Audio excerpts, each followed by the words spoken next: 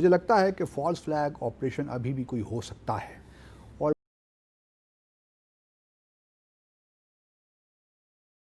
باسط صاحب تو اس صورتحال میں پاکستان کیا کرے؟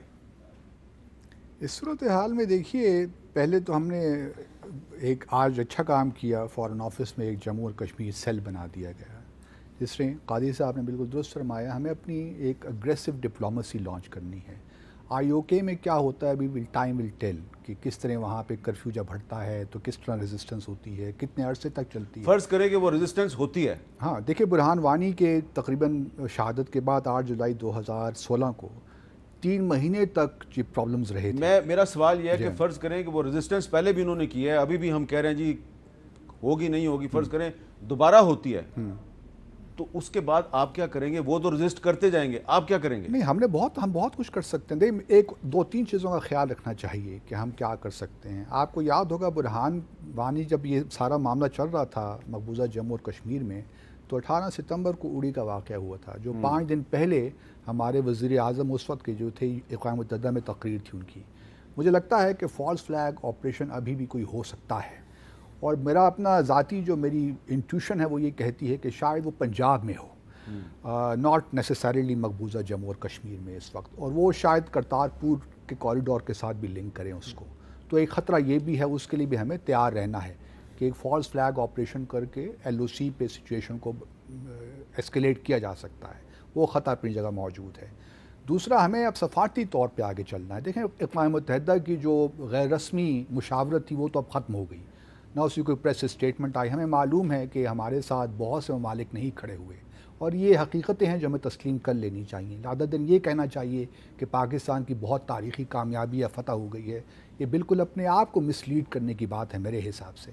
ہمیں حقیقت پسندانہ ہو کر اپنی ڈپلومیسی میں اگریشن ڈالنا ہے، اور اس میں ہم نے دنیا کو بتانا ہے کہ ہم جموں اور کشمیر کو امپورٹنس دیتے ہیں۔ جب تک ہم یہ خود نہیں کریں گے، دنیا ہم پہ یقین نہیں کرے گی۔ اس لیے میں بار بار یہ کہہ رہا ہوں، میرے سینئر کولیگز ہیں دونوں، مجھ سے ممکن ہے اس بات سے اتفاق نہ کریں، کشمیر سیل بن گیا، ابھی آپ کا نیکسٹ اسٹیپ ہے special envoy on Jammu and Kashmir, جو کہ آپ کی ساری کشمیر ڈپلومیسی کو کوآرڈینیٹ کرے اور اس کو ایکسیکیوٹ کرے۔ دنیا کو بتانا ہے کہ ہمارے لیے امپورٹنس ہے، اس وجہ سے یہ کام بڑا ضروری ہے۔ پھر آپ نے جو کشمیری ڈائسپورا ہے دنیا میں، ایک انٹرنیشنل کنونشن آپ کریں لنڈن میں، اس سے آپ ایک ریزولوشن نکالیے۔ ہمارے پرائم منسٹر ابھی یو این جی اے جائیں گے سیشن میں، وہاں پہ کام ہو سکتا ہے۔ میں صرف یہ کہنا چاہتا ہوں کہ اب خدارہ وہ کام مت کریں جو ایڈہاکزم کے زمرے میں آتا ہو۔ اب ایک اسٹریٹجی بنائیے، اپنی ریڈ لائنز آپ خود ڈٹرمن کیجئے کہ باٹم لائنز آپ کی کیا ہیں۔ جب بھارت نے وہ کراس کی تو پھر اس کے بعد ایک ہم ایکشن لیں گے۔ ہمیں پتہ ہونا چاہیے کہ اینڈ گیم ہے کیا۔ ابھی بدقسمتی کے ساتھ جو میں نے دیکھا پچھلے 10-15 سالوں میں، ہمیں اینڈ گیم کا نہیں پتہ کہ ہم کیا اینڈ گیم چاہتے ہیں کشمیر سے۔ کبھی 4 پوائنٹ فارمولہ آ جاتا ہے، کبھی نواز صاحب بالکل بچ جاتے ہیں، اوفا ایگریمنٹ سے جموں اور کشمیر ہی نکل جاتا ہے، اور قاضی صاحب نے ایک آرٹیکل لکھا تھا، اوفا گوفا اسی قسم کا تھا سر۔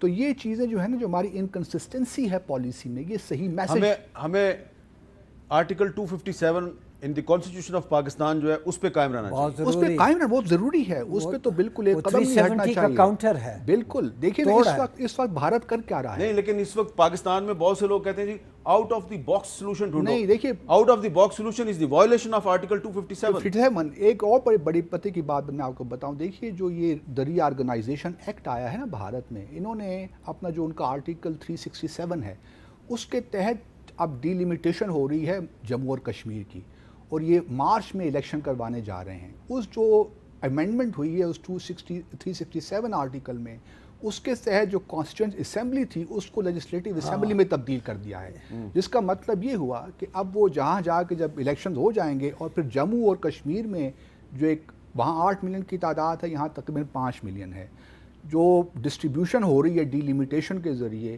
اس میں 42 سیٹیں آئیں گی جموں کے پاس اور 45 ہوں گی کشمیر کے پاس۔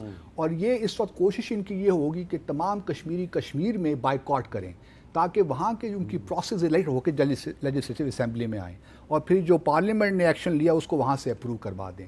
تو وہ اپنی گیم بڑے میتھوڈیکلی کھیل رہے ہیں۔ ہمیں کلیئر ہونا چاہیے کہ ہم نے کیا کرنا ہے۔ ہمیں 257 پہ رہنا چاہیے۔